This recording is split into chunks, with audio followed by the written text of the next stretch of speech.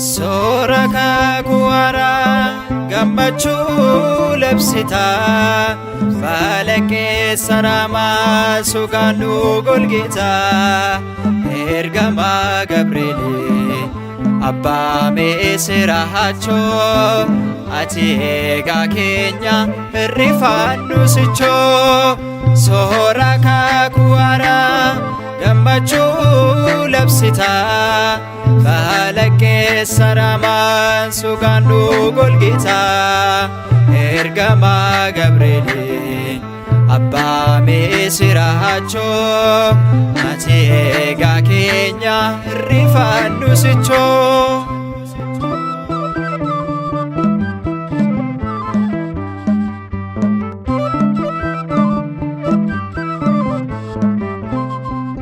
Erga gammachuudha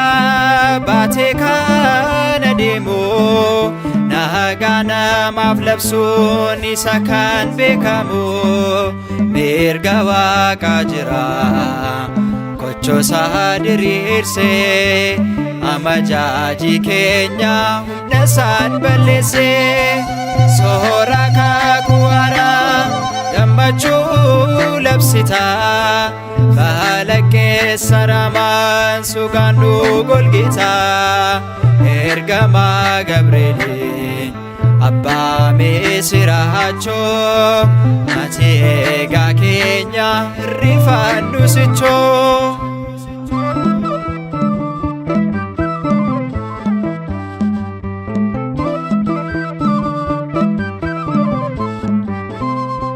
Fuula isaa duraa jinneen dhaabbatu maqaan isaa waamamnaan dinni kan rifatu barsiisaa isa dhugaa misiraachuu ergaansaa bishaan danfaa turee diilallaa taasisa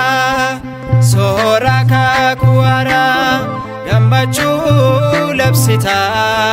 Falaqee saramaa sugaanu golgita Ergama Gabrieli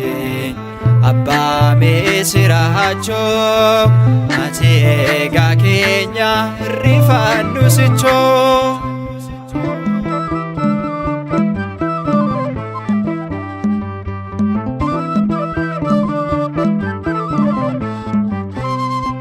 Dursa ergamoota magaalaa Shiramaa aangoo irraa mulqee mootii isa hamaa hiikaan maqaa isaa nama gara Waaqaa gurmuu seexanoota albeesaatiin jeeqaa Soora kakuwara gammachuu labsita Falaqee saramaa sugaanu golgita Ergama Gabrieli Abbaa meesiraachoo ati eegaa keenya hirrifannu sichoo